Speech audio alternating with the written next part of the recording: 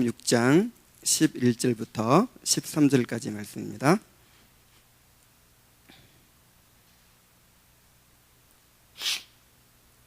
자, 함께 읽어볼까요? 자, 시작. 오늘 우리에게 일용할 양식을 주시옵고 우리가 우리에게 죄 지은 자를 사하여 준 것 같이 우리 죄를 사하여 주시옵고 우리를 시험에 들게 하지 마시옵고 다만 악에서 구하시옵소서. 나라와 권세와 영광이 아버지께 영원히 싸움나이다. 아멘. 네, 다시 한번 기도하겠습니다. 하나님 아버지, 우리가 또 주의 말씀을 들으려고 합니다. 아버지여, 우리에게 깨닫게 하시고 이 말씀이 생명이 되게 하시고 이 말씀이 주님의 사랑이 되게 하시고 우리 영혼을 일깨워서 주님을 향하게 만드는 빛이 되게 하여 주옵소서. 예수님의 이름으로 기도하옵나이다. 아멘.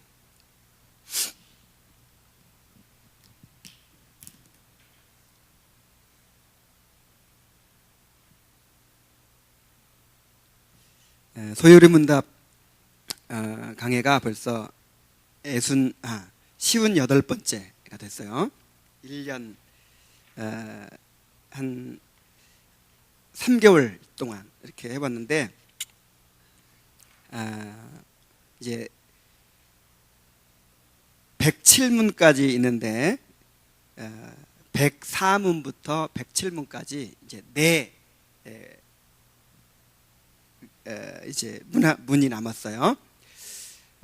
그런데 해를 넘기면 좀 그렇잖아요. 그래서 다음 주는 이제 마지막 이제 송년 예배고, 그래서 오늘 그냥 이 네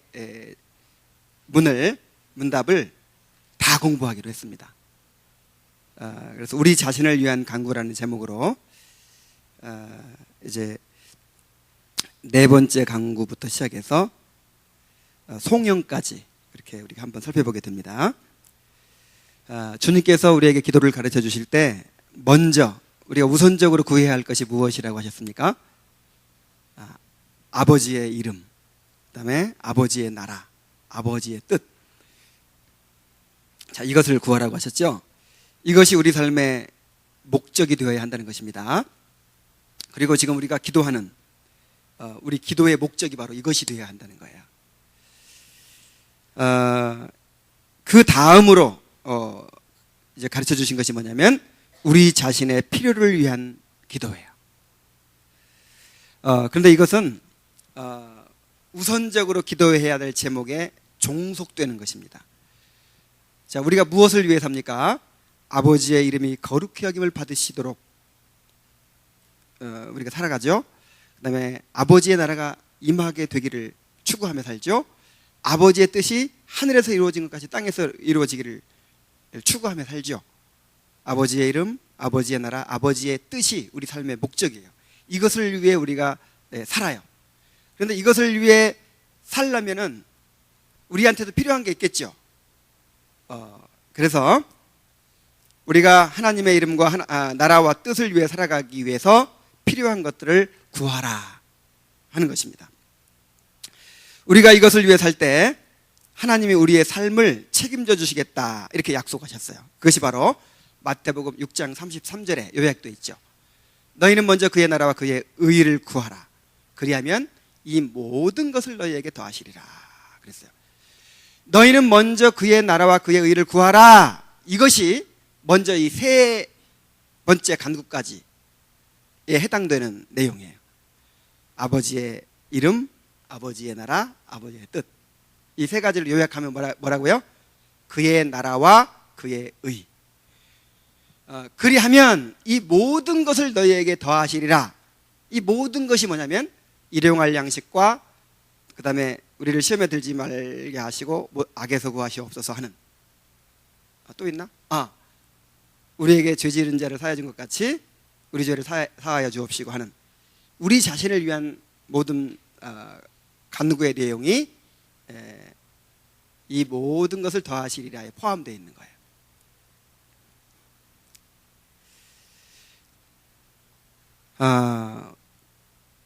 그래서 우리가 구해야 될 가장 가장 중요한 필요를 말씀해 주셨겠죠? 정말 실제적으로 우리의 필요, 이제 우리가 하나님을 위해, 하나님의 이름을 위해 살 수 있도록 살 수 있기 위해서 우리에게 꼭 필요한 거, 그것을 구하라고 하셨겠죠? 자, 뭐가 필요해요? 일단 먹고 살아야죠. 우리가 육신을 가지고 있으니까 일단 먹고 살아야죠. 그래서 뭘 구하라고 그러셨어요? 일용할 양식을 구하라. 그리고 우리가 이 땅에 살아가면서 가장 중요한 게 하나님과의 관계예요. 하나님과의 관계가 막히면 우리는 망하는 거예요. 잘 돼도 망하고 안 돼도 망하는 거예요. 하나님과의 관계가 잘 되려면 항상 뭐가 필요할까요? 죄사함의 은혜가 필요하죠. 그래서 죄사함의 은혜를 구해야 되는 것이죠. 그 다음에 우리가 살아가는 세상은 너무 험하고 죄가 관영하고 고난이 많고 너무 살기 힘들죠. 그래서 이제 우리가 시험에 들지 않도록, 악에 빠지지 않도록 건져달라고 그렇게 이제 기도하는 것이 필요합니다. 이 세 가지 기도들을 살펴보고 마지막으로 이제 송영까지 살펴보고 그렇게 마치도록 하겠습니다. 자, 먼저 오늘 우리에게 일용할 양식을 주시옵고. 자, 이 기도가 어떤 기도인가? 104문을 한번 다 같이 읽어보겠습니다. 시작. 주기도문의 넷째 기원에서 우리는 무엇을 위하여 기도합니까? 주기도문의 넷째 기원, 즉 오늘날 우리에게 일용할 양식을 주시옵고에서 구할 것은 하나님의 값없이 주신 은사로 이 세상의 좋은 것들 중에서 충분한 분깃을 받는 것입니다. 그리고 그 모든 것과 아울러 그의 축복을 누리게 해주실 것을 우리가 구하는 것입니다. 그랬어요.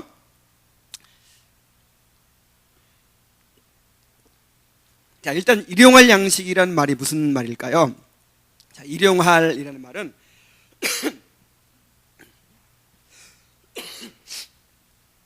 내일을 위한 그런 뜻이에요. 내일을 위한, 이어지는 날들을 위한, 직역하면 이어지는 날들을 위한. 양식이라는 말은 알토스라고 하는 말이 그 유대인들의 주식인 빵을 의미하는 거예요. 우리로 하면 뭐예요? 밥. 그래서 이제 일용할 양식이라는 말은 하루하루 이어지는 날들을 위한 우리들의 먹을 것을 공급해 주십시오라고 하는 기도죠. 그런데 여기서 음식은 꼭 음식뿐만 아니라, 양식은 꼭 음식뿐만 아니라 우리가 이 땅에서 살아가는데 필요한 모든 것을 총칭하는 표현입니다. 이런 걸 제유법이라고 하죠. 사람이 떡으로만 살 것이 아니요. 자, 떡으로만 살 것이 아니요, 이 말이 무슨 말이에요? 떡으로만 사는 것이 아니고 이제 떡이 밥이니까 밥으로만 사는 것이 아니고 반찬도 있어야 되고 국도 있어야 된다, 이런 뜻입니까? 그런 게 아니죠. 떡으로만 살 것이 아니요 할 때 이 떡은 이 육신 생활에 필요한 모든 것을 총칭하는, 그러니까 한 가지를 가지고 전체를 대표하는 이런 걸 무슨 비유법이라고 하죠? 제유법이라고 하죠. 제유법. 그래서 의식주, 생활필수품, 가정생활, 학교생활, 직장생활, 건강, 대인관계, 문화생활, 우리가 이 땅에서 인간다운 삶을 영위하기 위해 필요한 모든 것을 다 가리킨다고 볼 수 있어요. 자동차가도 일용할 양식에 속할까요? 자동차. 옛날에는 사치품이었지만 지금은 필수품이죠. 자매들 화장품. 화장품도 일용할 양식이라고 할 수 있어요. 다이아몬드. 이게 뭐지? 밍크코트. 요건 아니야, 요건. 요건 사치품이지. 이거는 사치품이고, 우리가 예를 들어서 우리가 대학을 가야 된다, 직장이 있어야 된다, 이런 건 뭐예요? 일용할 양식이에요. 직장이 있어야 되잖아. 그죠? 결혼도 해야 되겠네. 그죠? 하나님 좋은 신랑감 만나게 해주세요. 이것도 일용할 양식이야. 이거 우리가 이 땅에서 육신 생활을 하는데 필요한 모든 거, 이게 다 뭐라고요? 일용할 양식이에요. 그런데 일용할 양식을 구하라 그랬어요. 자, 그 뜻이 있습니다. 첫째로, 하나님은 우리의 아버지이시기 때문에 우리가 매일 모든 일에 하나님을 의지하며 살아야 한다는 것을 가르쳐 주신 거예요.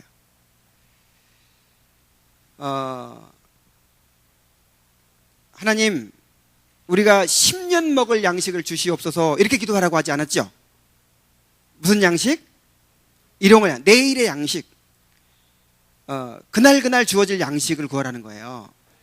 그러니까 이게 무슨 의미냐면은, 우리가 항상 모든 일에 하나님을 의지해야 된다는 거예요.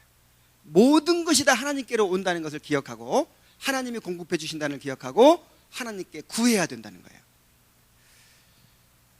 어떤 사람은 이런 얘기를 물어보더라고요.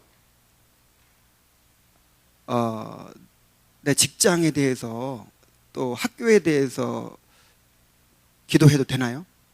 하나님이 그런 것도 들어주시나요?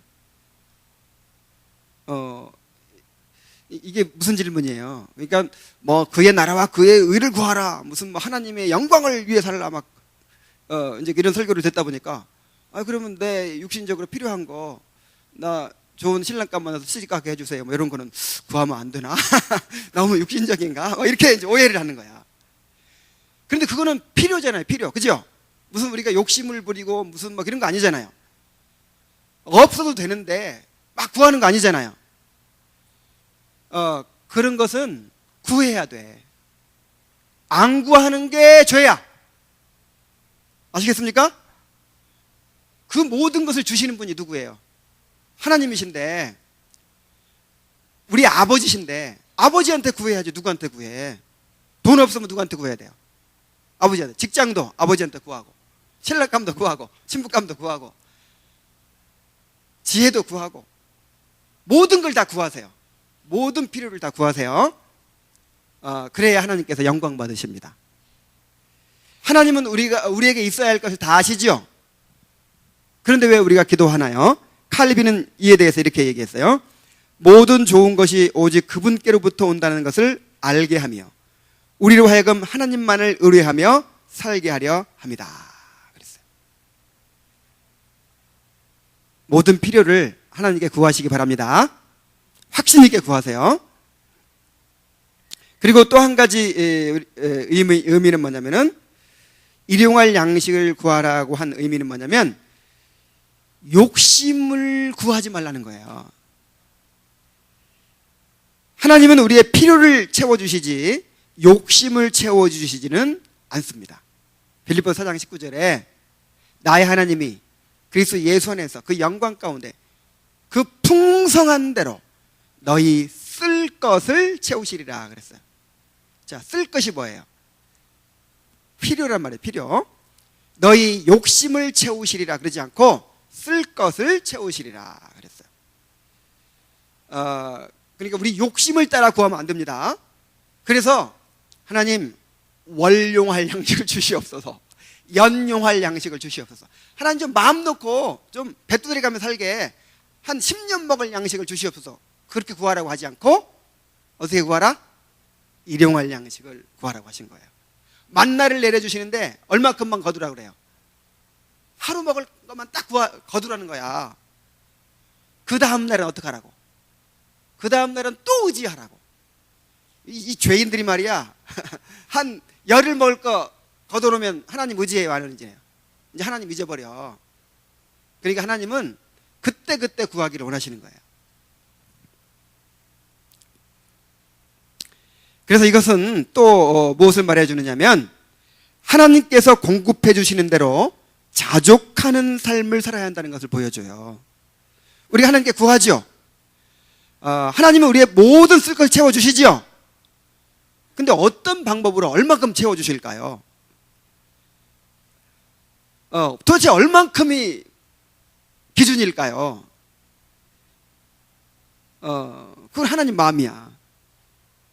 그래서 어떤 사람은 검소하게 살게 하시고 어떤 사람은 좀 더 넉넉하게 살기도 하시겠죠. 그러나 얼만큼을 주시든지 자족하는 마음으로 살아야 돼요.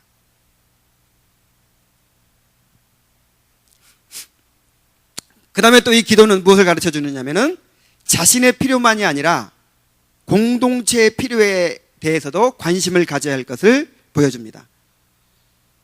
오늘날 누구에게? 우리에게, 나에게가 아니에요. 오늘날 누구에게? 우리에게 일용할 양식을 주옵시고.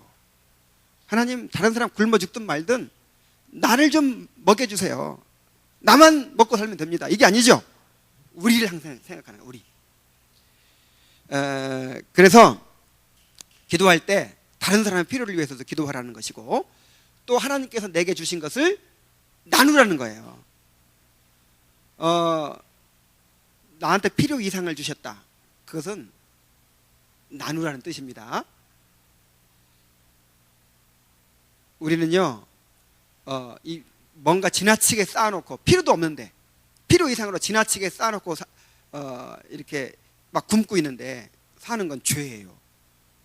예를 들어서 요즘은 사치품을 이제 뭐라고 부르냐면 명품이라고 부릅니다.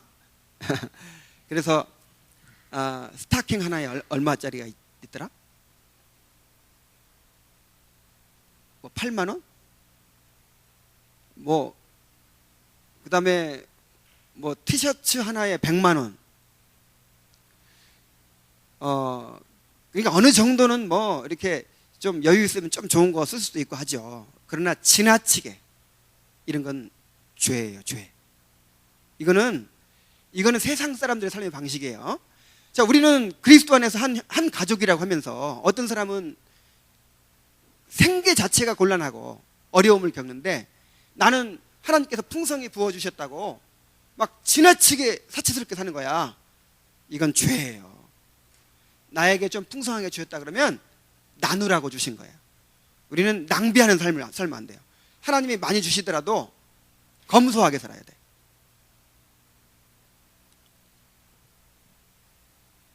그래서 막 지나치게 이 쫄부들, 그거 축복 아닙니다. 쫄부들이 이렇게 돈 많이 부동산 어떻게 투자해가지고 돈 왕창 벌었다고 막 그냥 아이들 용돈 수표로 막 주고 그렇게 무슨 뭐 유모차를 막 몇백만 원짜리 사고 막 하여간 이거 정말 본받으면 안 돼요. 우리는 그렇게 살 능력도 있는 사람 별로 없지만은 여러분 나중에 부자 될지 모르니까 미리 가르쳐 드리는 거예요. 부자 되더라도 검소하게 사세요. 그리고 나누세요. 오늘날 누구에게? 우리에게 일용할 양식을 주시옵소서. 이런 마음으로 살아야 됩니다. 자, 그럼 이제 하나님이 응답해 주실 거예요. 하나님께서 일용할 양식을 주시죠? 근데 어떻게 주시나요? 어떻게 주시죠? 일반적으로 하나님께 주시는 방법은 뭐냐면 우리의 노동을 통해서 주십니다. 그냥 하늘에서 뚝 떨어지는 거 아니에요.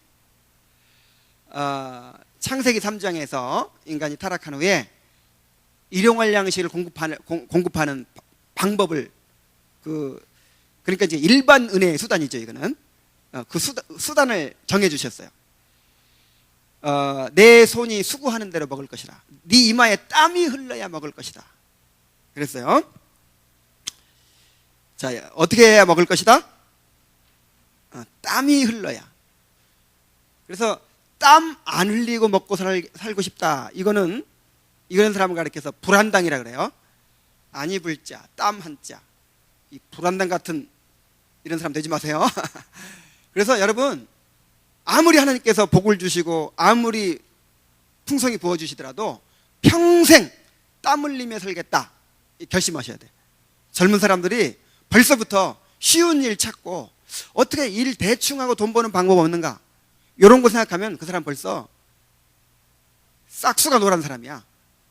혹시 그런 사람 있으면 그런 사람하고는 결혼을 하지 마세요. 뭔가 수고하고 땀 땀 흘려서 살 생각을 하세요.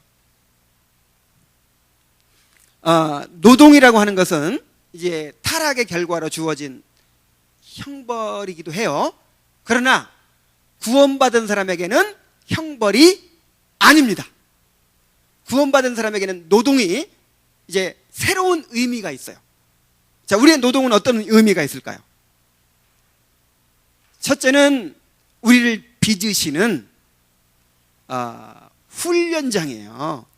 우리의 직장은 우리를 빚으시는 훈련장이에요. 제가 이건 너무 여러분들에게 많이 강조를 했기 때문에 잘 기억하실 거예요. 요셉을 어디서 빚으셨다고요? 보디발의 집에서. 다윗이 이스라엘의 왕으로 빚어진 곳이 어디예요? 양치는 그 들판에서 시편이 다 나오고 하나님의 사람으로 빚어졌어요. 야곱이 어디서 깨뜨려지고 깎여지고 빚어졌어요? 라반의 집에서. 그 악덕 기업주 라반을 만나서 20년간 그렇게 품삯 그냥 다 떼어먹고 그냥 그런 걸 20년 견뎠어요. 그러면서 빚어졌어요. 그래서 직장 우습게 보지 마세요. 여러분들의 직장 속에서 하나님께서 여러분들을 빚으십니다. 그래서 직장은 힘들어야 되는 거예요. 힘들 수밖에 없는 거예요. 왜냐하면 여러분들을 깨뜨리고 깎고 다듬는 그런 용광로, 그런 훈련소이기 때문에. 자, 원래 우리가 훈련 받으려면 돈 내고 훈련 받아요? 받고 훈련 받아요? 돈 내고 훈련 받아야 되죠? 근데 직장은 돈 주면서 훈련 시켜줘. 그러니까 직장처럼 고마운 데가 없는 거예요. 직장은 우리의 밥통이에요. 그래서 직장을 정말 귀하게 여기세요. 하나님의 일이라고 생각하세요. 그리고 또 이 일은 우리에게 어떤 의미가 있느냐면은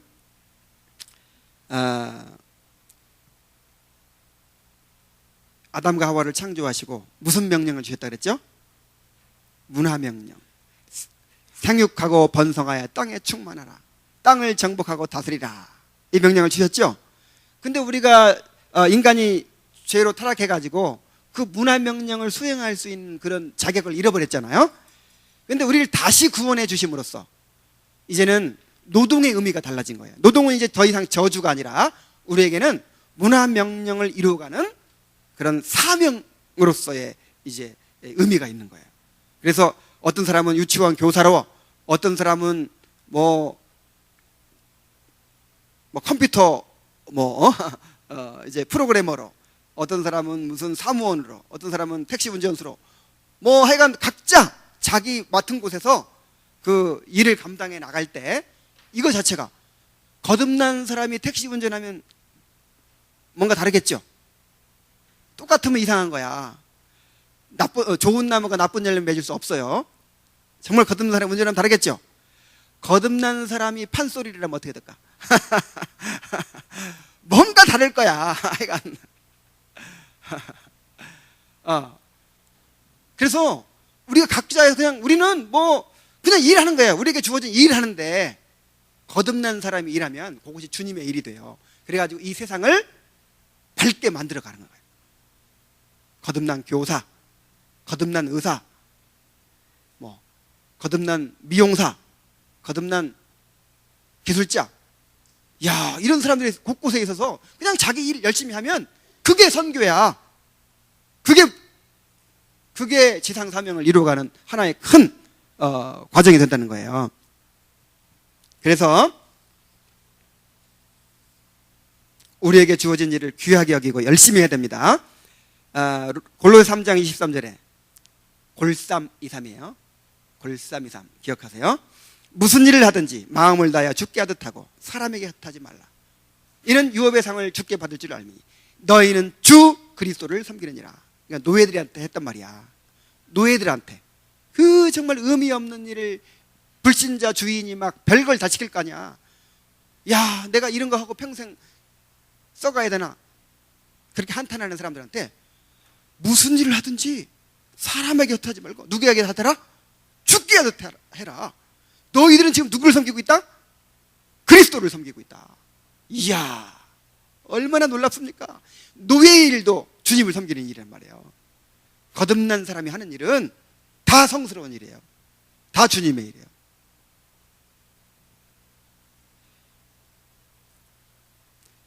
그래서 데살로니가후서 3장 10절에는 일하기 싫어하는 자는 먹지도 말게 하라 그랬어. 왜냐하면 이것이 우리를 공급해 주시는 방법이니까. 일하기 싫거든 그때부터 그냥 딱 금식하세요. 여러분 땀 흘려야 삽니다. 내가 평생 땀 흘리며 일하리라 이런 결심하세요. 죽는 날까지. 내가 빨리 돈 벌어가지고 일하다가 편하게 살아야지. 그러지 마. 그러면 안 돼. 내가 평생 내가 내 일을 찾아가지고 열심히 땀 흘리며 살리라. 이런 결심을 해야 돼요. 하나님께서 우리를 먹이신다는 것을 기억하고 어떤 일이든 찾아서 열심히 하시기 바랍니다. 자, 두 번째 기도가 뭐예요? 우리를 위한 기도가 우리가 우리에게 죄 지은 자를 사하여 준 것 같이 우리 죄를 사하여 주시옵고. 자, 이 기도는 어떤 기도일까요? 105문을 함께 읽습니다. 자, 시작. 주기도문의 5째 기원에서 우리는 무엇을 위하여 기도합니까? 답. 주기도문의 5째 기원, 즉 우리가 우리에게 죄 지은 자를 사하여 준 것 같이 우리 죄를 사하여 주옵시고 에서 구할 것은 하나님께서 그리스도 때문에 우리의 모든 죄를 값없이 용서하여 주시기를 간구하는 것입니다. 우리가 그렇게 기도할 용기를 얻는 것은 하나님의 은혜로 마음으로부터 다른 사람들을 용서할 수 있게 되기 때문입니다.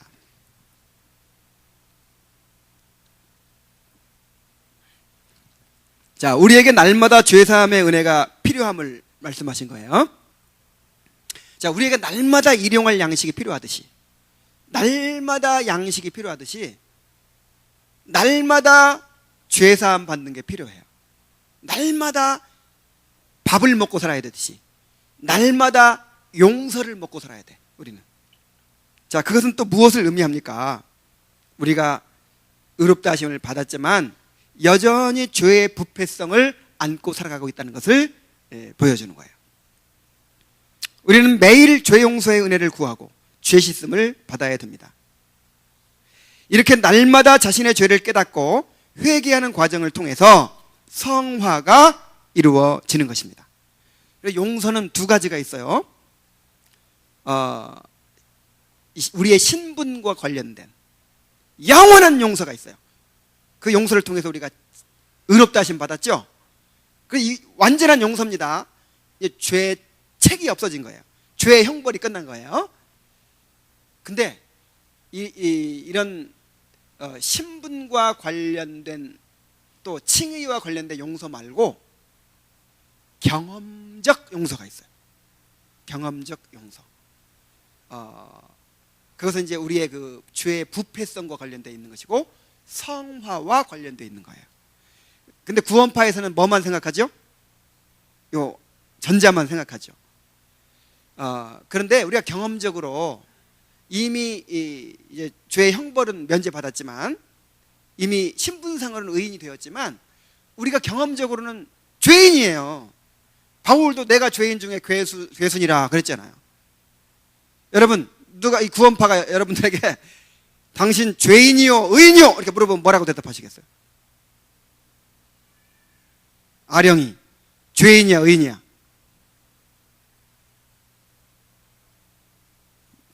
의인이야? 죄가 없어 그럼? 그럼 죄인이네. 죄인은 천국도 못 가는데.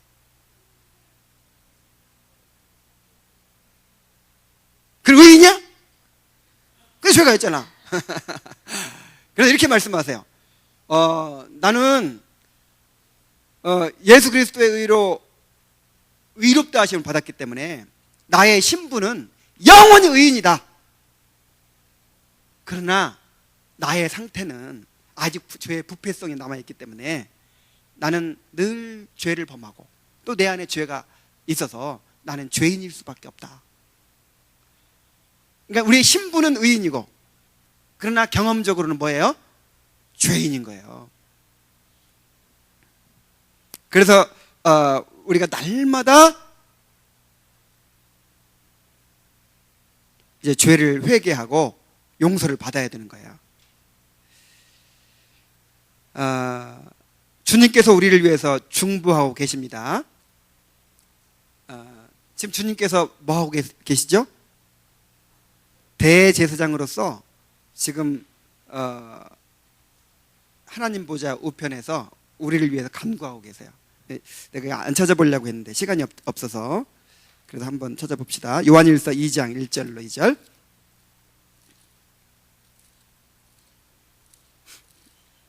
오늘은 지금 4주 동안 할 거를 한 주에 다 하는 거예요. 자, 1절로 2절 한번 읽어봅시다. 자, 시작. 나의 자녀들아, 내가 이것을 너희에게 쓰면 너희로 죄를 범하지 않게 하려 함이라. 만일 누가 죄를 범하여도 아버지 앞에서 우리에게 대언자가 있으니 곧 의로우신 예수 그리스도시라. 그는 우리 죄를 위한 화목제물이니 우리만 위할 뿐 아니요 온 세상의 죄를 위하심이라. 자, 예수님께서 지금도 우리를 위해서 계속 하나님 보좌 우편에서 우리를 위해서 간구하고 계신다는 거예요. 그렇게 해야만 될 이유가 뭐예요? 아직 우리가 죄가 다 끝나지 않았기 때문이에요. 신분적으로는 완전한 아들이죠. 완전한 의인이죠. 그러나 우리의 구원이 완성되지 않았기 때문에 여전히 죄 가운데 있어요. 그래서 늘 죄를 짓고 살아요. 죄를 지으면 어떻게 되나요? 그 죄가 하나님과의 관계를 가로막아요. 그리고 죄의 지배를 받아요. 그래서 영원히 하나님과의 관계를 끊어놓을 수 없지만 일시적으로 경험적으로 하나님과의 교제가 단절돼요. 일시적으로 경험적으로. 자, 그럼 우리가 그리스도인답게 살 수가 없겠죠. 고통당하겠죠. 그래서 용서가 필요하단 말이에요. 끊임없이 은혜의 보좌 앞에 나아가서 우리가 하나님 앞에 회개하고 용서를 받아야 되는 것입니다. 근데 그렇게 할 수 있는 근거가 뭐냐면 우리에게 대제사장이 계시기 때문에 이미 우리 일생의 모든 죄값을 다 치러 놓으셨기 때문에 우리가 1000번 나아가도 10,000번 나아가도 항상 용서해 주실 수 있는 거예요. 그래서 날마다 하나님께 나아가서 우리 죄를 자백하고 용서의 은혜를 누려야 됩니다. 근데 여기에 이 단서가 하나 붙어 있어. 전제가 붙어 있어. 뭐가 붙어 있냐면 우리가 우리에게 죄 지은 자를 사하여 준 것 같이 우리 죄를 사하여 주옵시고. 자, 이 말이 없었으면 참 편했을 텐데. 우리 주기도문 암송할 때 항상 마음에 걸리죠?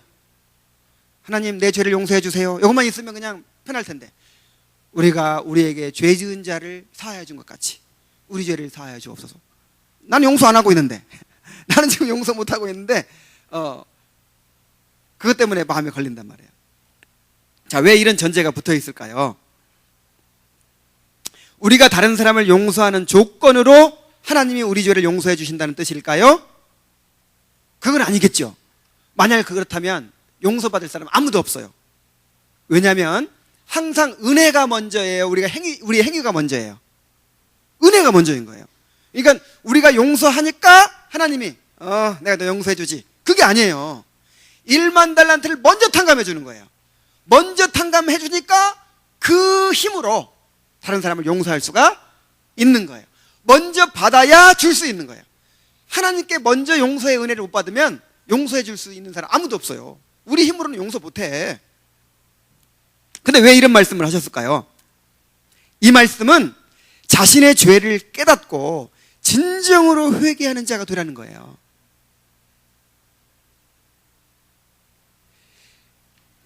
여러분 자신의 죄를 깨닫고 있습니까?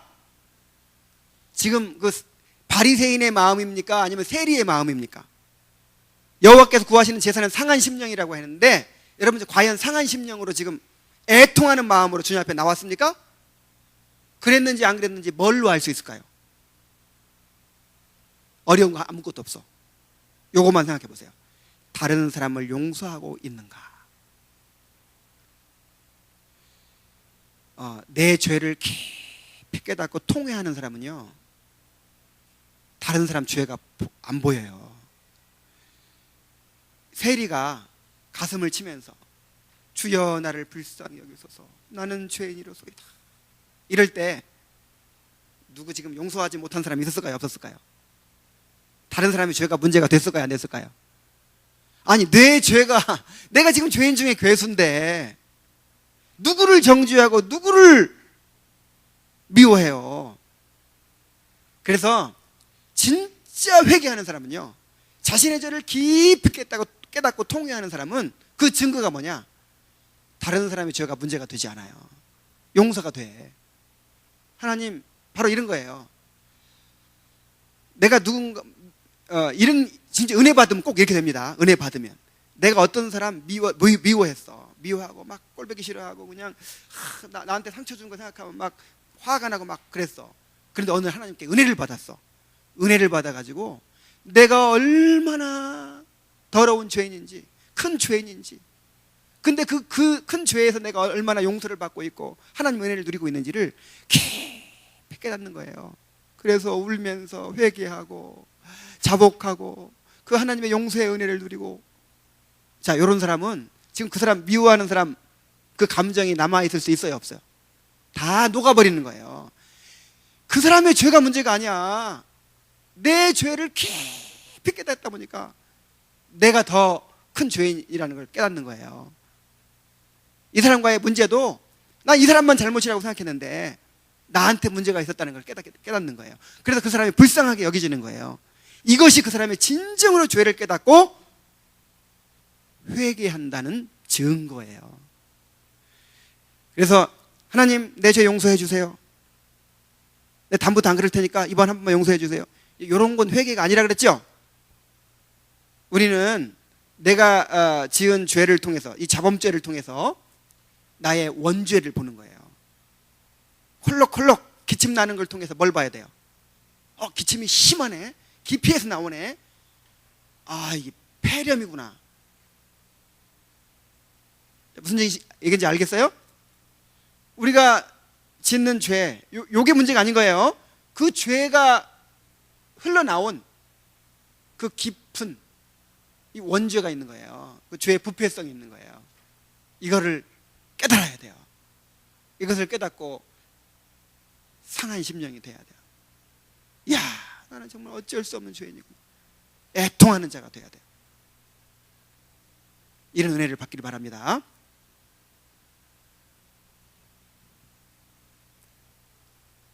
우리가 다른 사람을 용서하지 못하는 것은 자신의 죄를 보지 못하기 때문입니다. 자신의 죄를 보지 못하기 때문에 하나님의 용서를 깊이 누리지 못하는 것입니다. 자신의 죄를 보게 해주시도록, 그래서 상한 심령이 될 수 있도록, 애통하는 자가 될 수 있도록 그렇게 기도하시기 바랍니다. 그리고 한 가지 더 덧붙이자면, 이 기도를 하라고 하신 이유는 우리가 날마다 서로를 용서하며 살아야 한다는 것을 말씀하신 거예요. 우리는 모두 죄인들입니다. 죄인들이 모여서 가정을 이룹니다. 죄인들이 모여서 이 공동체를 이룹니다. 자, 우리 창릉교회 청년 공동체 누가 모였어요 지금? 죄인들이 모여있어요. 죄인들이. 그러면 이 모임에서 가장 시급하고 가장 중요한 게 뭐겠어요? 용서예요. 용서. 그래서 교회를 용서의 공동체라 그렇게 부르는 거예요. 우리 한번 따라해 봅시다. 용서의 공동체.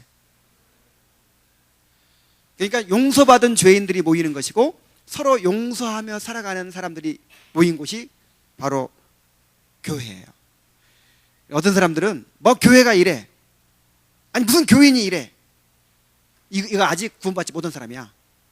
좀 심하게 말하면 아직 죄를 못 깨달은 사람이야. 우리는 의인들 모인 곳 아니에요. 용서받은 죄인들이 모인 곳이에요. 병자들 모이고 상처 입은 사람들 모이고 깨어진 사람들이 모인 곳이에요. 온전한 사람들 아무도 없어. 그런데 그 사람을 하나를 묶어버렸단 말이야. 사랑의 띠로 묶어버렸어. 그러니 얼마나 서로 부딪힘이 많겠어요. 야, 뭐 교회에 대해서 좋은 사람들 모였을 것이다 이렇게 기대하는 사람은 아직 은혜가 뭔지, 죄가 뭔지를 모르는 사람들이야. 문제가 있어야 되는 거예요. 있어야 정상이에요. 그래서 용서의 공동체입니다. 용서를 배워야 돼요. 용서를. 그래서 교회는 좋은 사람들이, 문제 없는 사람들이 모여가지고 그냥 만나면 그냥 사랑합니다, 사랑합니다 하고 막 요런 공동체가 아니고, 문제 있는 사람들이 만나가지고 부딪히고 싸우고 하면서 용서를 경험하는 공동체예요. 뭐 형제가 뭐 이래. 그럼 진짜 형제는, 여러분 가정 한번 생각해 보세요. 엄마 아빠 싸워요, 안 싸워요? 형제들끼리 싸워요, 안 싸워요? 진짜 형제도 싸우잖아. 그러면 진짜 형제도 아니잖아. 한 20, 30년간 다른 환경 속에서 살다가 같이 이렇게 하나가 되라고 딱 묶어놨어. 그러면 싸워야 정상이야, 안 싸워야 정상이야? 싸워야 정상이에요. 싸워야 정상이고, 세상 사람도 싸우고 교인도 싸워요. 근데 다른 점이 뭐냐? 세상 사람은 상처받고 이제 다시는 안 봐. 나하고 안 맞구나. 이거는 나하고 이제 상대 못할 인간 말종이야. 그러면서 이제 헤어지는 거야. 그러나 우리는 식구잖아요. 아프지만 그 진주 조개 속에 그 돌멩이를 집어넣어가지고 막 사귀게 만들잖아. 그래서 거기서 뭐가 나와요? 진주가 나오죠. 그런 것처럼 서로가 서로에게 그 아프게 하는 거야. 그러면 어떻게 되겠어? 서로 그거를 막 오래 참으라니까 오래 참고, 용서라니까 용서하고 막 그러다 보면 그게 어떻게 돼요? 거기서 진주가 나오는 거야. 그래서 이 세상 사람들의 공동체는 뭐가 나와? 가시가 나오고 칼이 나와. 근데 교회에서는 뭐가 나와? 똑같이 싸워. 똑같이. 오히려 더 싸워. 왜냐하면 세상 사람들은 하나 되라는 게 없잖아요. 그러니까 적당한 선에서, 안 싸울 만큼 선에서 하면 되기 때문에 별로 안 싸울 수도 있어. 근데 여기는 한 가족이라 떠날 수도 없어. 묶어놔 버렸으니까. 그러다 보니까 더 싸울 수도 있어요. 근데 싸우긴 싸우는데 뭐가 나와? 용서를 통해서, 사랑을 통해서 진주가 나오는 곳이 바로 교회인 거예요.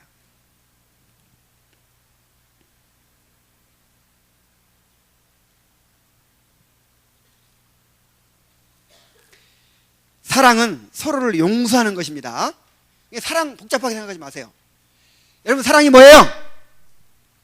용서예요, 용서. 사랑을 너무 환상적으로 생각해. 야, 사랑해야지. 그럼 막 웃는 얼굴로 친절하게 해주고 잘해주고 그냥 칭찬해주고 막, 요게 사랑인 줄 알아. 사랑은 그런 거 아니에요. 오늘 사랑장 읽었죠? 사랑의 15가지 속성 중에서 용서와 관련된 것이 8가지예요. 자, 사랑은 오래 참고 그랬죠? 자, 왜 오래 참아요? 아이고, 이걸 그냥 상처 주고 찌르고 그냥 괴로워, 이 사람 상대하는 게. 그래서 오래 참으라는 거야. 그 다음에 사랑은 온유하며. 야, 이것도 사랑장 강의가 다 나오게 생겼네. 온유가 뭐냐면 상대방이 나를 악하게 하는데도 불구하고 나는 선하게 대하는 걸 온유라고 하는 거예요. 이 사랑장에서는. 그것도 좋은 사람이면 이런 말 안 하죠. 사랑은 성내지 아니하며. 성날 일이 너무 많은 거야. 그러니까 사랑은 뭐다? 성내지 아니한다. 악한 것을 생각하지 않는다. 악한 것을 생각하지 않는다 말은 보복할 생각을 안 한다 이 말이야. 그냥 그 사람 화가 나면 그 사람 저 사람 어떻게 돼버렸으면 좋겠다 막 그러죠. 그런 생각 안 하는 게 악한 생각을 생각지 않는 거야. 모든 것을 참으며, 모든 것을 믿으며, 모든 것을 바라며, 모든 것을 견디느니라. 그래서 오래 참고로 시작해서 견디느니라로 끝나는 게 사랑이야.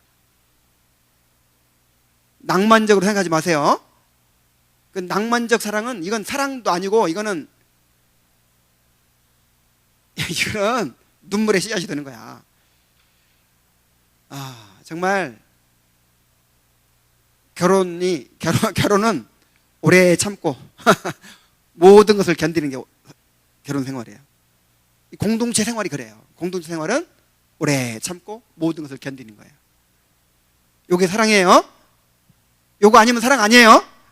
물론 막 웃고 잘해주고 뭐 상냥하고 요것도 사랑이지. 근데 진짜 사랑인지는 오래 참을 수 있느냐, 모든 것을 견딜 수 있느냐, 요게 시금석이야. 요게.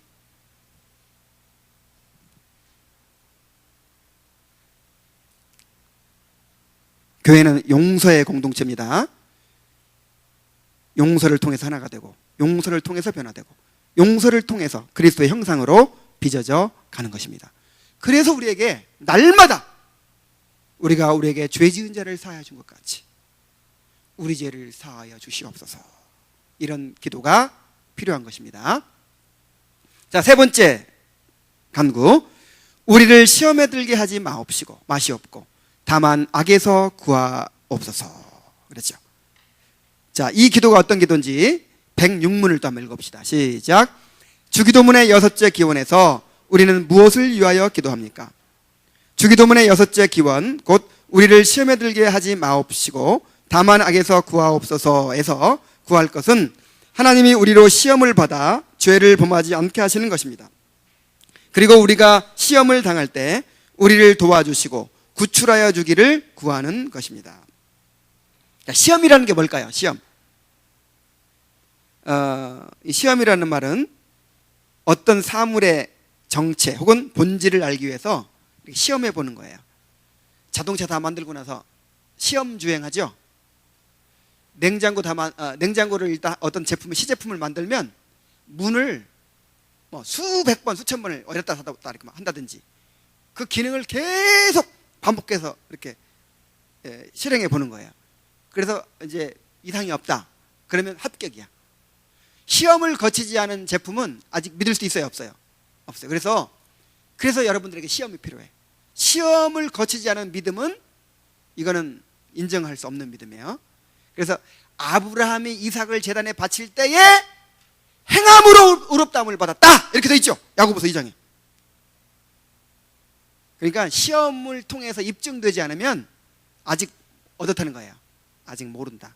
하나님은 아시지. 하나님은 그 사람이 진짜 믿음인지 가짜 믿음인지 알지만 객관적으로는 알 수 있어요, 없어요? 객관적으로는 몰라. 그래서 아브라함이 이삭을 제단에 드릴 때에 행함으로 의롭다 하심을 받았다, 이렇게 기록이 된 거예요. 그러니까 여러분들 시험이 왔을 때 시험을 통해 입증되지 않으면 여러분들 믿음 진짜인지 아닌지 모르는 거예요. 그래서 어떤 시험이 올 때 여러분의 믿음이 드러나요. 근데 시험에는 이제 두 가지가, 이걸 꼭 두 가지로 딱 자를 수는 없지만 그래도 이제 이해하기 쉽더라고요. 원리적인 구분을 하는 거예요. 하나님께서 연단을 위해 주시는 시험이 있고, 그 다음에 마귀가 죄에 빠지고 넘어뜨리기 위해서 주는 시험이 있어요. 그래서 하나님께 주시는 시험은 주로 고난이라는 형태를 통해 오는 경우가 많고, 사탄이 주는 시험은 죄의 유혹이라는 형태를 통해서 오죠. 근데 실제로 우리가 당할 때는요, 이것이 함께 있다고 보면 돼요. 고난당할 때 도둑이 사흘을 굶으면 어떻게 된다고 그래요? 담을 뛰어넘지 않은, 도둑이 아니라 사람이 사흘을 굶으면 담을 뛰어넘지 않을 사람이 없다, 그런 말이 있잖아요. 근데 고난받으면 유혹도 오는 거야. 유혹이 또 고난이 될 수도 있고. 그래서 이제 원리적으로 구분한 거지 대개 그냥 같이 온다고 생각하면 돼요. 그래서 특별히 이제 마귀의 시험에 들지 않도록 해달라는 거죠. 자, 그걸 우리가 어떻게 알아요? 하나님께서 주시는 시험은 기뻐하라고 그랬잖아. 형제들아, 너희가 여러 가지 시험을 만나거든 온전히 기쁘게 여기라 그랬죠. 그러니까 하나님께서 주시는 시험은 좋은 거라는 게 나쁜 거라는 거예요. 좋은 거죠. 그러나 마귀가 주는 시험은 죄에 빠지도록 하는 거기 때문에 이거는 시험 받는 것 자체가 참 문제가 될 수 있는 거예요. 자, 그리스도인의 삶에는 시험이 있어요. 왜냐하면 육신과 세상과 마귀의 존재 때문이죠. 육신이라는 건 뭐냐? 우리 안에 있는 죄성을 가리켜요. sinful nature, 이렇게 영어로는 번역이 되어 있어요. 죄성, 죄의 본성. 우리 안에는 죄의 본성이 있고, 그 다음에 우리 밖에는 공중 권세 잡은 자가 지배하는 이 악의 체계, 이 세상이 있어요. 악한 세상. 그러니까 세상을 얘기할 때 하나님의 세상을 이처럼 사랑하사 할 때는 사람들을 가리켜요. 세상 사람들. 근데 이제 이 세대를 본받지 말고 우리는 세상을 사랑하지 말아야 한다 할 때는 이 악의 지배를 받는 이런 어떤 악한 어떤 이 체계를 말하는 거예요. 그래서 이 우리 안에는 육신이 있고 우리 밖에는 뭐가 있다고? 세상이 있어. 그리고 마귀가 이 두 가지를 이용해서 우리를 유혹해요. 이게 마귀의 삼위일체야. 육신, 세상, 마귀. 그래서 이것들이 존재하기 때문에 우리에게 시험이 없을 수가 없어. 날마다 시험을 받으며 살아요, 우리가. 날마다 시험에 직면하며 살아요.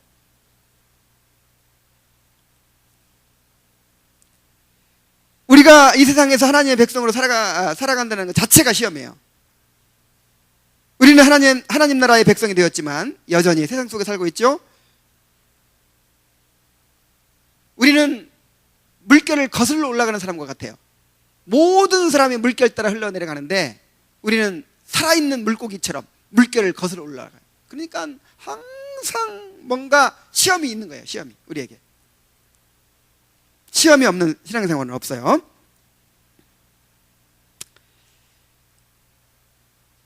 그래서 우리를 시험에 들게 하지 마시옵고는 바로 마귀의 시험에서 건져달라는 기도입니다. 자, 시험에 든다 이 말이 무슨 말일까요? 시험에 든다 이 말은 fall into temptation, 시험에 떨어진다 그 뜻이에요. 그러니까 이제 이 용어를 좀 설명하자면 시험을 당한다 는 뜻이 당한다는 표현이 있고 시험에 든다는 표현이 있고 죄를 범한다는 표현이 있어요. 시험을 당한다 요거는 죄가 아니야. 자, 누구나 시험을 당할 수 있죠. 요셉이 보디발의 아내로부터 시험을 당했죠. 근데 그 죄 아니에요. 아니야. 경건한 사람도 시험 당할 수 있어. 시험 당하는 건 죄가 아니야. 그러나 문제는 시험에 드는 거예요. 시험 들었어. 시험 들었다는 것은 이미 시험 속으로 들어갔다 이거예요. 떨어졌어. 죄의 욕망에 사로잡혀버린 거예요 이제. 그러면 그 다음 단계는 뭐냐? 죄를 범하게 되는 거죠. 자, 시험을 당했어요. 근데 그걸 못 이기면 어떻게 한다고? 시험에 들어요. 시험에 들면 어떻게 돼요? 죄를 범하게 돼요. 사실은 시험에 든 것 자체가 벌써 죄가 시작한 거야. 사실은 죄를 범한다는 말은 그 죄의 열매가 드러난다는 것이죠. 시험에 드는 것 자체가 문제예요. 시험에 들지 말아야 됩니다. 시험에 들게 되면 어떻게 되나요? 우리를 시험에 들지 말게 하시옵고 다만 악에서 구하시옵소서. 이게 무슨 뜻이겠어요? 뭘 말해줍니까? 우리가 시험에 들면 악에 빠진다. 그 말인데 여기서 악은 악 또는 악한 자라고 번역될 수 있는데 사탄을 포함한 모든 악의 세력을 지칭합니다. 그러니까 구원받은 자들도 일시적으로 죄의 지배를 받고 사탄의 세력에 사로잡힐 수가 있어요. 자, 우리는 죄에서 해방됐죠. 죄의 지배가 끝났죠. 근데 그래서 죄가 우리를 영원히 지배할 수 없어요. 그러나 구원받은 사람도 일시적으로는 지배를 받을 수 있어요. 일시적으로. 자, 일시적으로 죄의 지배를 받으면 어떻게 되나요? 자, 일시적으로 죄의 지배를 받았던 사람이 있었죠. 뭐 항상 우리는 죄의 지배를 받고 살 때가 많으니까 이제 성경에서 예를 들자면 다윗이 죄의 지배를 받았어요. 자, 죄의 지배를 받으니까 어떤 고통을 당했나? 다윗이 이렇게 기도했어요. 하나님이여, 내 속에 정한 마음을 창조하시고 내 안에 정직한 영을 새롭게 하소서. 나를 주 앞에 쫓아내지 마시며 주의 성령을 내게서 거두지 마시옵소서. 주의 구원의 즐거움을 내게 회복시켜 주시고 자원하는 심령을 주사 나를 붙드소서. 지금 뭘 기도하냐면 죄의 지배를 받음으로 인해서 잃어버린 것을 회복해달라고 기도하고 있어요. 근데 다윗의 기도 속에 죄의 지배를 받으면 뭘 잃어버리는지를 알 수 있죠. 자, 뭘 잃어버려요? 정한 마음을 잃어버려요. 정한 마음이라는 게 뭐냐면 죄를 미워하고 정말 거룩하게 살고 싶고 정말 막 여러분 그런 마음에 지배를 받을 때가 있죠. 주님이 주시는 마음, 주님이 소원을 일으켜 주시고 성령께서 우리 안에 주장해 주시는 그런 그걸 잃어버려. 그게 없어져 버려 우리 안에서. 정한 마음을 없어져. 그 다음에 또 뭐가 없어요? 주 앞에서 나를 쫓아내지 마시면 주님의 임재를 잃어버려요. 그리스도인이 주님의 임재를 잃어버리는 것보다 큰 불행 없습니다. 요셉이 보디발의 집에 팔렸으나 하나님이 함께 하심에 형통하였더라. 감옥에 갇혔으나 하나님이 함께 하심에 형통하였더라. 그러니까 노예로 팔려도 감옥에 갇혀도 광야로 나가도 하나님이 함께 하시면 축복이 돼요. 하나님이 함께 하시면 무화과나무 잎이 마르고 포도나무에 열매가 없고 다 잃어버려도 하나님이 함께 하시면 삽니다. 그러나 모든 것을 소유해도 하나님이 함께 하심을 잃어버리면 끝장이에요.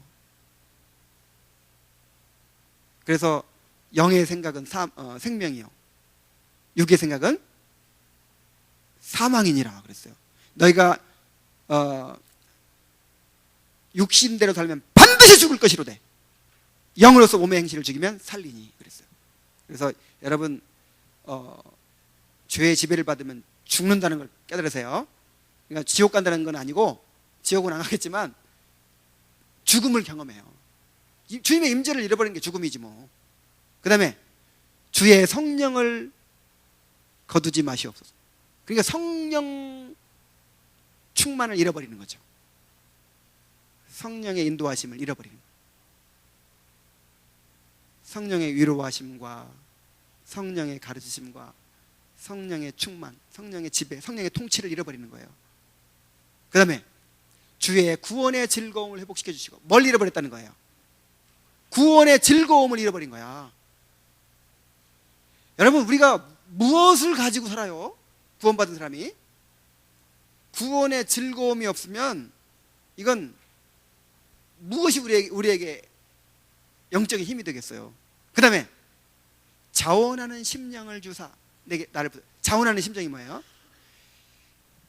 이게 은혜가 지배하는 마음인데 여러분 마음 가운데 주님을 닮고 싶고 막 주님께 헌신하고 싶고 누군가를 사랑하고 싶고 막 뭔가 하나님을 알고 싶고 자, 막 율법적으로 막 이렇게 안 하면 안 돼서가 아니라 막 그런 게 나를 지배하고 나를 이끌어 갈 때가 있죠.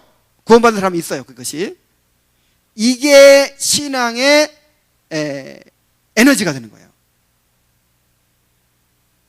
그러니까 하나님께서 거듭난 사람에게 새로운 본성을 주셔서 자원하는 심령을 주시는 거야.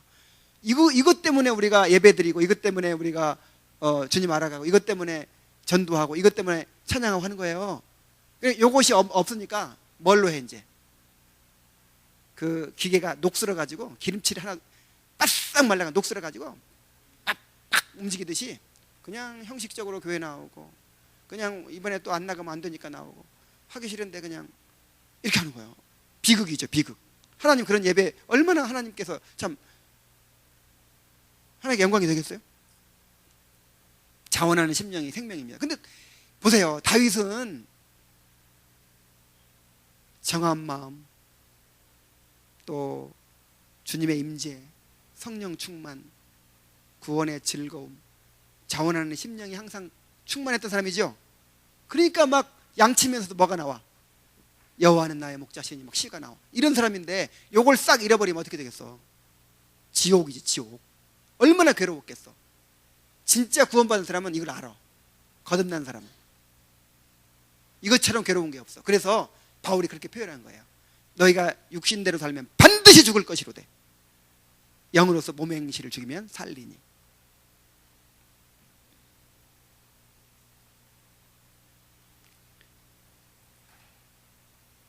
그래서 우리가 시험에 들지 않도록 은혜를 구해야 되는 거예요.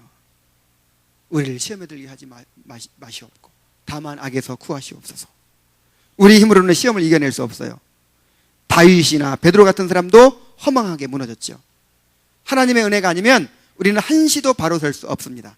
그래서 끊임없이 은혜의 수단으로 나아가서 하나님의 은혜를 공급받아야 돼요. 말씀 들어야 돼요, 여러분. 말씀. 여러분, 이것을 위해서 몸부림치며 투쟁해야 돼요. 얼마나 우리의 주의를 빼앗고 시간을 빼앗고 우리를 잡아 이끄는 것이 많습니까? 여러분, 여기까지 왔다는 것 자체가 큰 승리한 거예요. 그렇죠? 정말 축복이에요. 조금만 안일해지면요, 교회 안 갈 이유가 1000가지 만가지 돼요. 정말 우리가 막 생명줄처럼 막 악착같이 막 몸부림치면서 잡아 붙들지 않으면 우리는 금방 은혜의 수단을 놓쳐버려요. 그리고 그 당연한 데 살아가요. 죄의 지배를 받으면서. 완전 불신자의 삶이에요. 완전 실천적 무신론자의 삶이에요. 그런 삶을 당연한 것처럼 여기지 마세요. 끊임없이 은혜의 수단으로 나아가서 하나님의 은혜를 공급받아야 될 줄로 믿습니다. 이것이 우리를 시험에 들게 하지 마시옵고 다만 악에서 구하시옵소서라고 하는 기도예요. 자, 이제 우리 자신을 위한 간구가 다 끝났어요. 이제 마지막으로 송영이 있습니다. 나라와 권세와 영광이 아버지께 영원히 싸움나이다 하는 송영. 자, 송영은 어떤 의미가 있는지 시편 제 107문을 한번 읽어봅시다. 마지막이에요. 자, 시작. 주기도문에 맺는 말은 우리에게 무엇을 가르쳐주고 있습니까? 주기도문에 맺는 말은 이는 나라와 권세와 영광이 아버지께 영원히 있기 때문입니다. 아멘입니다. 이것은 우리가 기도할 때에 오직 하나님에게서만 용기를 얻고 또한 기도 중에 나라와 권세와 영광을 그에게 돌리면서 찬송할 것을 가르칩니다. 그리고 우리의 소원을 아뢰고 우리의 기도가 응답될 것을 확신하는 뜻으로 우리가 아멘 하는 것입니다. 자, 이 주기도문에 이걸 가르쳐서 송영이라고 그래요. 송영은 뭐냐면 하나님께 영광을 돌린다는 거죠. 근데 이 고대의 주요 사본에는 이 송영이 없어요. 자, 성경이 원본이 없죠? 원본이 없고 원본에서 이제 베껴 쓴 사본만 존재하는데 사본도 예를 들어서 1000년 전 사본이 있고 1500년 전 사본이 있다. 그럼 어떤 사본이 더 권위가 있을까요? 그렇죠. 그러니까 원본이 약 100년 이하에 쓰여져 있으니까 가까운, 예를 들어서 150년에 쓰여진 사본, 200년에 쓰여진 사본이면 굉장히 이제 더 믿을만 하겠죠. 왜냐하면 사본이 막 수천 편이 발견됐는데 그 사본들이 다 일치하면 좋겠는데 한 99%는 일치하는데 한 1% 이렇게 좀 조금씩 달라요. 그럼 어떤 게 원본하고 가깝냐? 이걸 이제 연구하는 것이 사본학이라고 그래요. 그래서 이제 공통 분모를 이렇게 발견해야겠죠. 예를 들어서 사본 100개 중에서 90개는 똑같이 쓰여지고 10개가 좀 다르게 쓰여졌다. 그러면 어떤 걸 원본일 가능성이 많아요? 그 다음에 고대 사본이 또 이렇게 쓰여졌고 또 나중에 쓰여진 사본이 또 저렇게 쓰여졌다. 그러면 어떤 게 더 맞을 가능성이 많아요? 고대 사본. 근데 이 고대 사본에 송영이 없어. 그리고 좀 나중에 쓰여진 사본에 송영이 들어있어요. 그래서 이제 어떻게 우리가 결론을 내릴 수 있냐면 원래 원본에는 없다. 이 송영이 없어요. 그런데 나중에 이 주기도문을 예배 때 사용하기 위해서, 예배 때 사용하려면요 격식이 있어야 돼요. 무슨 격식이냐? 하나님의 영광으로 시작해서 영광으로 끝나야 돼. 여러분, 어른 만날 때 맨 처음에 어떻게 시작해요? 인사부터. 안녕하셨어요? 하고 인사부터 시작하고, 그 다음에 이제 본론을 다 얘기하고 헤어질 때 뭐로 끝나요? 감사합니다. 안녕히 계세요. 자, 이것이 예의죠. 근데 하나님께 나아갈 때는 기본이에요. 먼저 하나님을 찬양하고 또 끝날 때 하나님을 찬양하는 거예요. 우리 주일날 예배 드릴 때 어떻게 끝나요? 찬양으로 시작했다가 찬양으로 끝나죠. 그런 것처럼. 그래서 이 주기도문을 예배 때 사용하려면 반드시 이름이 거룩히 여김을 받으시오며 이렇게 시작했으니까 끝날 때도 어떻게 끝나야 돼요? 영광 돌리고 끝나야 되는 거예요. 그래서 이제 이 송영을 이제 첨가한 거예요. 근데 그러니까 이건 이제 중요하지 않다, 배울 필요가 없다, 그렇지 않습니다.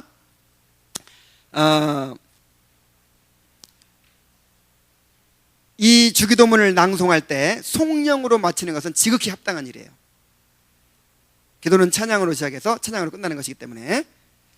그리고 이 송령은 지금까지의 기도를 하나님께 드리는 이유를 담고 있어요. 이 송령이 뭐로 이제 맨 처음 시작하죠? 원문에 여기 개정개혁 성경에는 우리가 나와 있지 않은데 호티라는 접속사로 시작해요. 호티. 이 호티가 이제 중국어 성경을 참조해서 번역한 옛날 구역 성경에는 대개로 번역이 됐어. 그래서 옛날 우리 주기도문 외울 때는 뭐라고 외웠어요? 대개 주의 나라와 권세와 영광이. 네, 그렇게 했죠.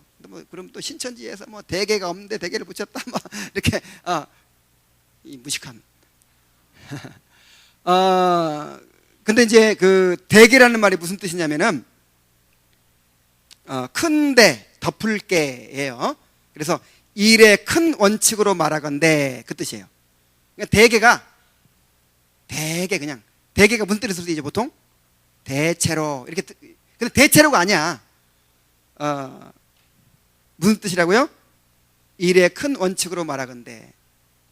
약간 좀 번역이 좀 자연스럽지 못한 건 사실이에요. 이 호티라는 접속사가 무슨 뜻이냐면 왜냐하면, because 또는 for 이런 뜻이거든. 왜냐하면.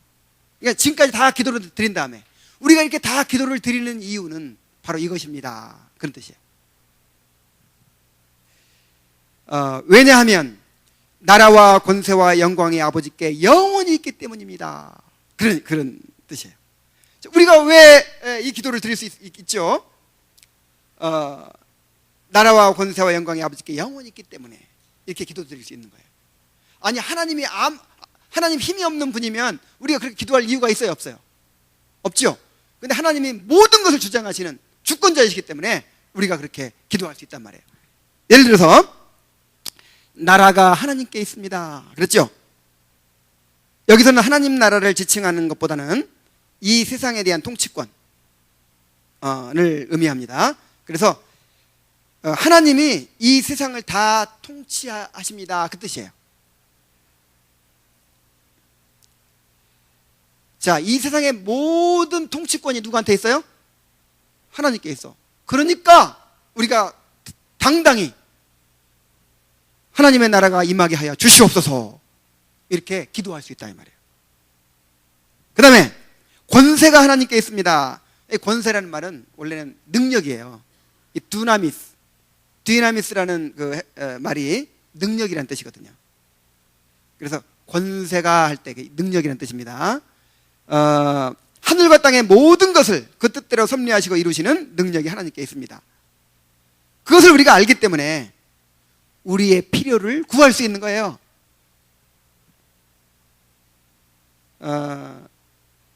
일용할 양식을 달라고, 우리를 시험에 들지 않게 해달라고, 우리 죄를 용서해 달라고 이렇게 기도할 수 있단 말이에요.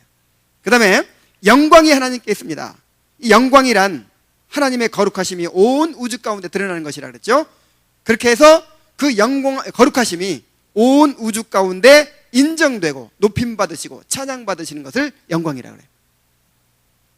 자, 영광은 세 가지 측면이 있어요. 하나님 자신이 가지고 있는 영광, 그 다음에 그것을 드러내는 영광, 드러낸 것을 찬양하는 영광. 근데 모든 영광은 누구한테 있어요? 하나님께 있어요. 모든 영광이 하나님께 속한 것임을 알기 때문에 하나님의 영광을 위하여 기도할 수가 있는 것입니다. 그래서 왜냐하면 나라가 또 권능이 그 다음에 영광이 하나님께 있기 때문입니다. 그래서 하나님께 영광을 돌리는 동시에 우리가 왜 이 기도를 하는지를 이렇게 기억하고 확신하고 마치는 거예요. 너무 좋죠?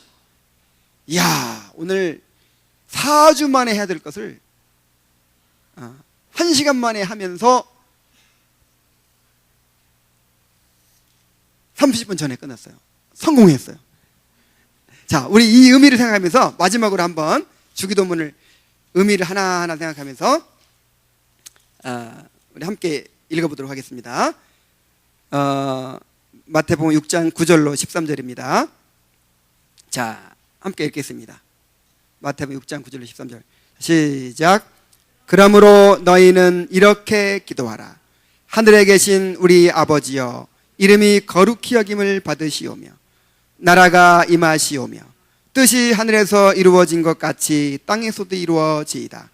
오늘 우리에게 일용할 양식을 주시옵고 우리가 우리에게 죄 지은 자를 사하여 준 것 같이 우리 죄를 사하여 주시옵고 우리를 시험에 들게 하지 마시옵고 다만 악에서 구하시옵소서. 나라와 권세와 영광이 아버지께 영원히 싸움나이다. 아멘. 주기도문 다 끝났습니다. 이것을 이제 그 시작부터 다시 한번 이렇게 들어보세요. 그리고 또 산상수훈할 때 했던 또 주기도문 강의가 있는데 또 그것을 또 한번 들어보셔도 좋아요. 반복해서 듣고 주기도문을 잘 읽히시기 바랍니다. 자, 우리 기도하고 마치겠어요. 자, 오늘 우리 세 가지 우리 자신을 위한 기도를 배웠어요. 그리고 송영을 배웠습니다. 이 기도를 배우면서 여러분 각자에게 하나님께서 말씀해 주신 그대로 또 하나님 앞에 응답하는 순종과 결단의 기도를 드리도록 하겠습니다. 하나님께 은혜를 구하세요. 다 같이 기도하시겠습니다.